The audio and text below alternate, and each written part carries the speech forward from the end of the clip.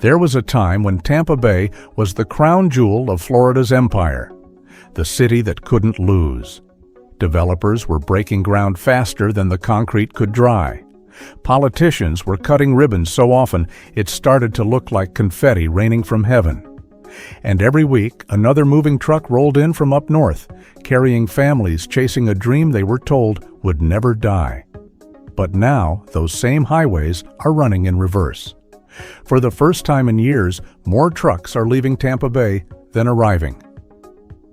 The glittering towers that once symbolized Florida's unstoppable rise now cast long shadows over empty streets and for sale signs that no one's calling about. The boom that was supposed to last forever has turned on its maker. Florida's so-called miracle economy, the one that politicians paraded on national television, is cracking wide open. And what's happening in Tampa Bay isn't just a correction, it's a reckoning. Home values are falling. Insurance premiums are crushing families. Developers are ghosting half-finished projects, and the dream of affordable living has gone up in flames faster than last season's hurricane debris. Behind the headlines and political talking points, real people, retirees, veterans, single parents, are losing homes they worked decades to pay for. And at the center of it all stands Governor Ron DeSantis, the man who built his entire political brand on Florida's prosperity, watching as the foundation gives way beneath him. Because this isn't just a housing story. This is about power, about pride, and about what happens when you sell paradise, only to discover it was sinking all along. This is how Florida's biggest success story became its most painful failure. And the collapse starts right here, in the heart of Tampa Bay. Just a couple of years ago, Tampa Bay was the darling of the nation's real estate boom. National outlets called it the next Miami, investors called it the gold rush of the Gulf, and Governor DeSantis called it proof that conservative economics worked. You couldn't drive down I-275 without seeing another crane slicing into the sky, glass towers stretching toward the sun like Florida's own monuments to prosperity. Developers poured champagne on concrete foundations, and the governor posed for photo ops under banners that read, "Florida is open for business." To many, it felt like the start of a new golden age. Buyers flooded in from New York, Chicago, Los Angeles, tired of taxes, crime, and cold winters. They came chasing what the brochures promised: palm trees, low taxes, and homes that felt like a reward for surviving the chaos of 2020. And for a moment, the promise looked real. Values skyrocketed. Condos sold out before the foundations were even poured. Realtors joked they didn't sell houses anymore. They just answered phones and watched the offers roll in. DeSantis couldn't resist taking a victory lap. Every new construction site became a campaign backdrop. Every headline about Florida's growth became proof of his leadership. His social media feeds turned into glossy highlight reels. Smiling families with moving boxes, developers shaking hands, American flags fluttering over a skyline that seemed to multiply by the month. In those days, Tampa Bay was the model. A place where the American dream wasn't dying, it was thriving. The message was simple: move to Florida and you'll never look back. Even Wall Street joined the parade. Investment firms started buying entire neighborhoods. Foreign buyers from London, Dubai, and Toronto wired cash sight unseen, betting on sunshine and slogans. And the numbers were staggering. 67,000 new residents in just 2 years, luxury high-rises selling out before the first window was installed, and billions pouring into developments along the bayfront. It was fast, it was loud, it was unstoppable, or so everyone thought. Because while Florida's leadership celebrated the boom as validation of policy and promise, few noticed the cracks forming beneath the marble floors and marketing slogans. Behind those record sales and ribbon cuttings were the same fragile elements that had doomed bubbles before: speculation, easy money, and the dangerous belief that prices could only go up. But like every great story built on borrowed time, the music always stops. And in Tampa Bay, it stopped fast. Next, we'll peel back the curtain on the warning signs no one wanted to see, the hidden costs, insurance nightmares, and quiet warnings that predicted the collapse long before the headlines caught up. Every boom has its blind spots.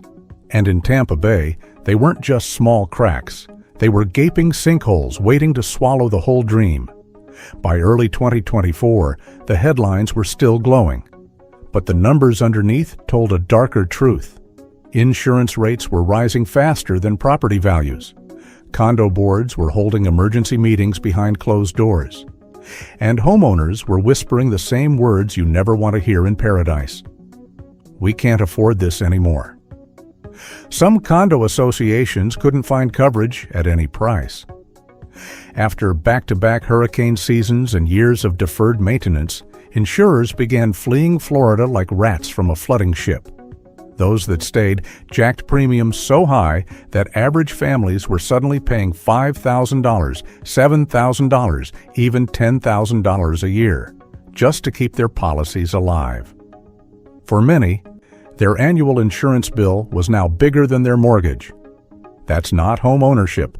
That's a slow-motion foreclosure, and the condos, the crown jewels of Tampa's skyline, were becoming financial traps.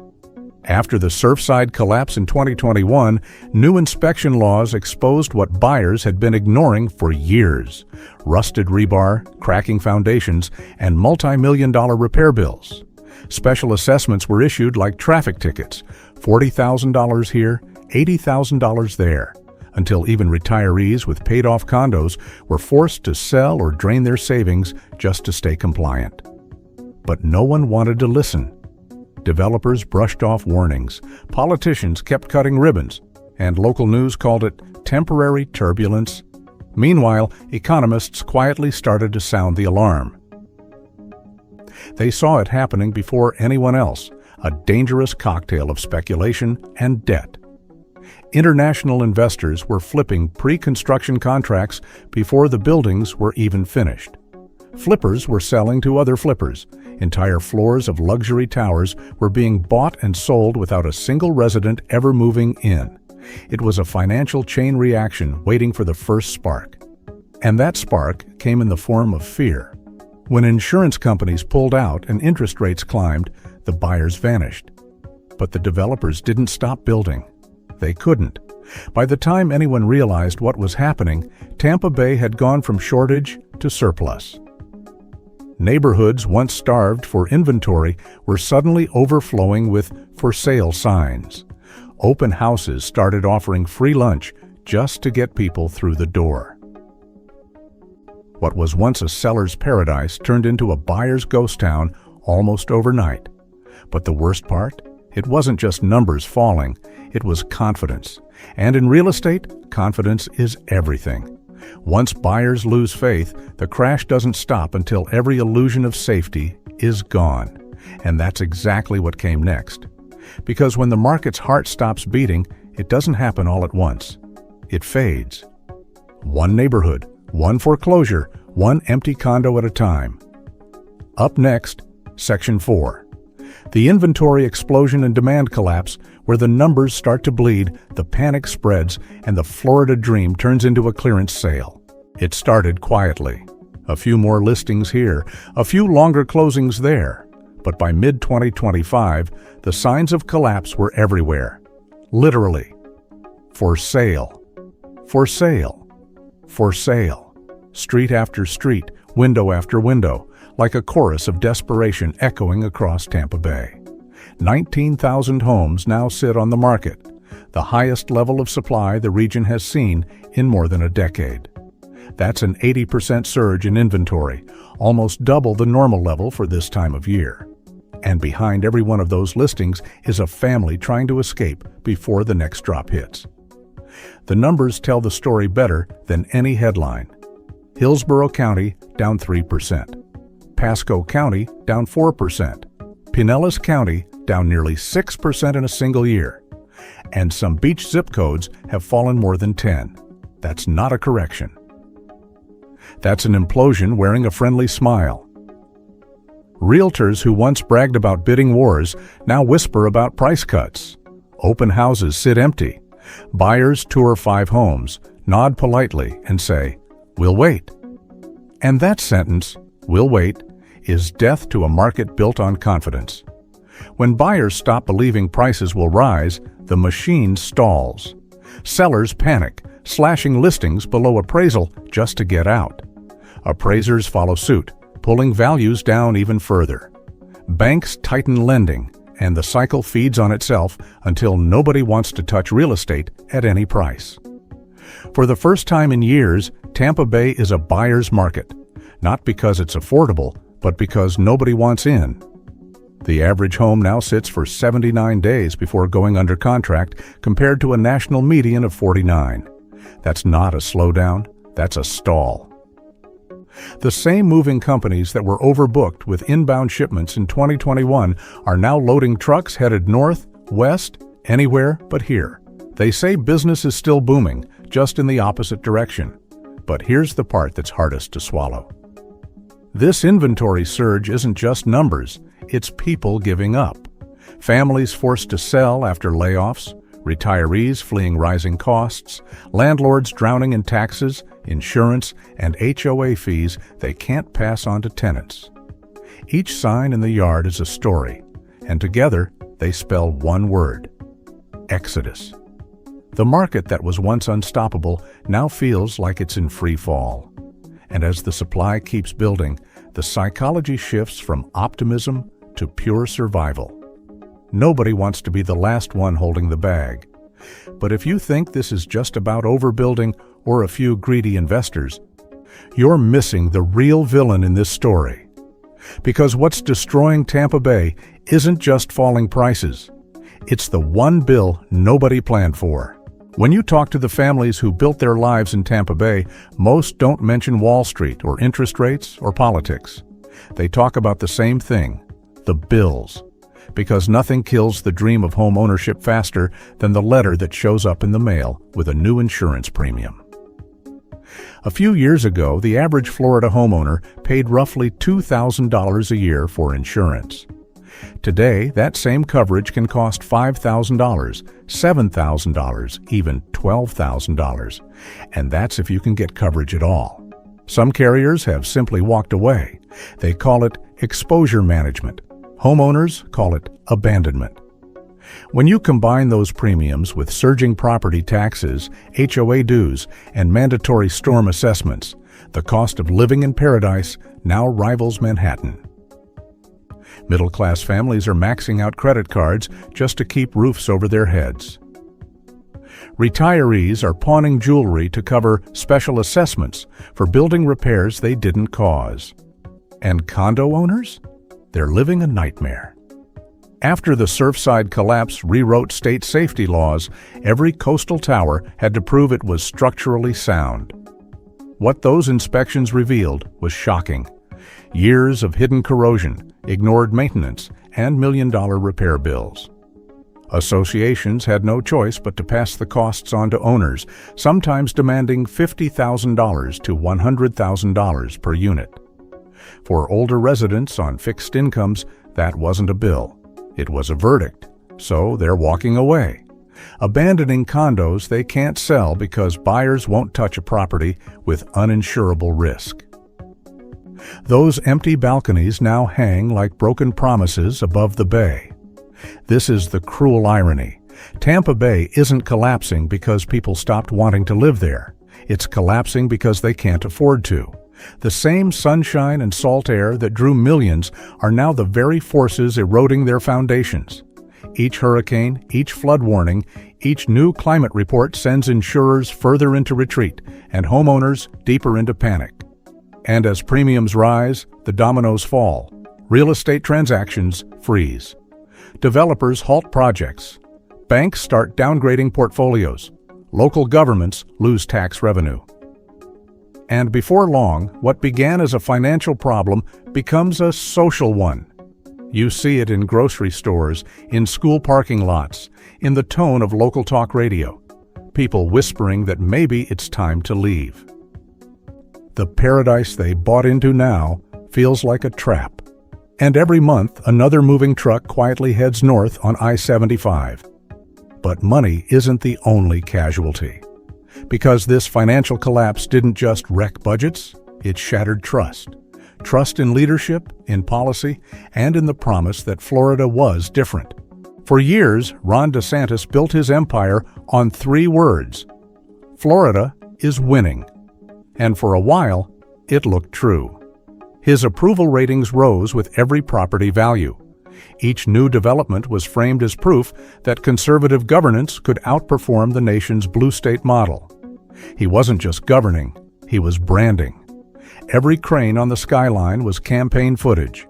Every glowing headline about migration or new jobs was a talking point ready for prime time. He turned real estate into politics, and politics into real estate. When home prices were soaring, it was easy to sell the dream. Tax cuts, deregulation, freedom from lockdowns. The formula wrote itself. Florida became a symbol of prosperity and defiance, a paradise that stood apart from the rest of the country's chaos. But when the tide turned, when for sale signs outnumbered campaign banners, that same formula flipped against him, because the moment you claim credit for the boom, you inherit the bust. Now, every foreclosure reads like a headline about failed leadership. Every bankruptcy feels like a political referendum. The governor, who once flooded social media with photos of new developments, now avoids the subject altogether. Press conferences that once celebrated economic miracles have turned into damage control briefings about market fluctuations and global factors. Behind closed doors, insiders describe the mood in Tallahassee as tense. Late-night calls with economic advisors, polling teams rewriting talking points, and staffers told to pivot the conversation away from real estate entirely. But it's too late. The story has legs. And it's walking straight into the heart of his political future. Because the same audience that once cheered the Florida miracle now feels betrayed. Middle-class homeowners, retirees, and business owners who believe the hype are watching their net worth evaporate in real time. These are the voters who formed the backbone of DeSantis's rise. And they're the ones now asking a brutal question. If this is success, what does failure look like? He can't campaign on affordability when Floridians are fleeing. He can't sell freedom when families are trapped in homes they can't afford to keep or sell. And he can't outspin the math. Because behind every data point is a person who feels lied to, a couple watching retirement dissolve, a small business owner facing foreclosure, a family wondering how a state with no income tax became impossible to live in. This is the political reckoning of 2025, not just a housing collapse, but a credibility collapse. The myth of invincibility has cracked. And the silence from the top only makes it louder. But while the governor's team scrambles to frame the narrative, something even more powerful is unfolding at ground level, the human side of this crisis. Because beyond the headlines and approval ratings are stories that never make campaign ads. Behind every for sale sign, there's a story that doesn't fit on a spreadsheet. A teacher, a veteran, a retired couple who thought they'd finally made it. Take the Thompsons, a retired Navy family in Pasco County.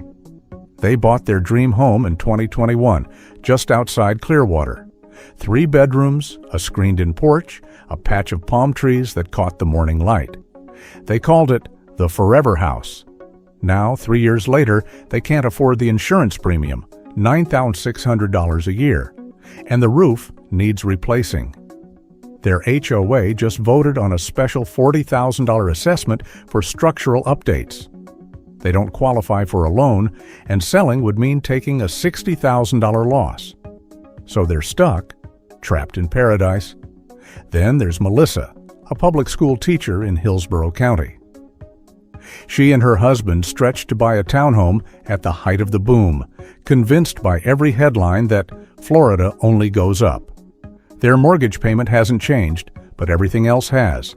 Taxes, insurance, HOA fees, utilities. The couple now spends half their income just keeping the lights on, Her voice shakes when she says, "I thought we were buying peace of mind. Instead, we bought anxiety." Drive through Tampa Bay at night, and you'll see the truth glowing from the darkness. Entire condo towers with only a few lights on. Whole neighborhoods where driveways sit empty and grass grows wild around for sale, signs leaning in the wind. This isn't just a housing correction, it's a slow-motion evacuation. People are leaving, some to Georgia, some to Tennessee. Some back to wherever they came from before they were sold the Florida dream. Moving companies say outbound traffic is now double what it was just 2 years ago. And those who stay feel the weight of regret, the kind that doesn't make the news but shows up in small ways. Canceled vacations, for sale posts on Facebook Marketplace, and late-night Google searches for cheap states to retire. The cruelest part? Most of these people didn't make bad choices. They made honest ones, guided by leaders, by headlines, by the promise that Florida is forever. They bought into the dream because it sounded safe, because it looked proven, and now they're paying the price for someone else's ambition. But the fallout doesn't stop with homeowners. When families leave, small businesses bleed. The diner that opened to serve construction crews now sits half empty. The handyman who used to install smart thermostats now drives for Uber. Schools that hired to handle growth now cut staff as enrollments drop. It's the ripple effect of a broken promise, one that hits every corner of the community. And while families pack boxes and politicians point fingers, one question lingers like humidity in the air. If this is happening in Tampa Bay, the crown jewel of the Florida boom, what happens next across the rest of the state? The housing market doesn't collapse overnight. It unravels in slow motion, like a thread being pulled from the edge of a flag that once flew proud. And that's exactly what's happening now across Tampa Bay. Economists say this is just the beginning of a multi-year slide. Prices may fall another 10 to 20% before the dust settles. Some neighborhoods will stabilize, but others, especially the coastal condo markets, could see losses deep enough to erase a decade of gains. The same analysts who once praised Florida's resilience now whisper about contagion. The idea that what's happening in Tampa Bay could ripple through Miami, Naples, even Orlando. Because when the foundation cracks, it's never just one building that falls. The insurance crisis shows no sign of easing. New regulations have scared away smaller carriers, and the few still writing policies are hiking rates to survive. Property taxes, construction costs, and maintenance expenses continue to climb. And interest rates, the oxygen of real estate, remain stubbornly high. Add all that up, and the Florida dream now costs more to maintain than most families can afford to believe in. But here's the uncomfortable truth few politicians will say out loud. This isn't a natural disaster. It's a man-made one, engineered by greed, neglect, and short-term thinking. Florida didn't stumble into this collapse. It sprinted toward it, blindfolded by optimism. The good news, if you can call it that, is that downturns reveal the truth faster than booms ever will. They show who planned ahead, who played the long game, and who just played the crowd. In every recession, there are survivors, the ones who see opportunity in chaos, who rebuild smarter, smaller, and stronger. And Tampa Bay will recover. It always has. But the version that rises from this collapse won't look like the one that fell. Developers will think twice before building towers on borrowed hype. Homeowners will read the fine print before chasing low-tax paradise. And maybe, just maybe, leaders will remember that prosperity built on spin is as fragile as the coastline itself. For the rest of us, the viewers, the workers, the families who still believe in the idea of home, this is a reminder: markets can be rebuilt. Trust takes longer. The question isn't whether Tampa Bay will rise again. It's who will still be standing when it does. Because Florida's greatest strength has never been its beaches or its sunshine. It's the stubborn resilience of the people who refuse to quit, even when paradise falls apart. So keep your eyes open. Watch the headlines, watch the data, and most of all, watch the stories of the people still fighting to hold on to what's theirs. Because this isn't just about housing, it's about history repeating itself. And who finally decides to break the cycle. This is the Tampa Bay reckoning, the rise, the crash, and the lesson written in salt and sand. And if the nation's watching, it should, because what's happening here is coming for the rest of America next.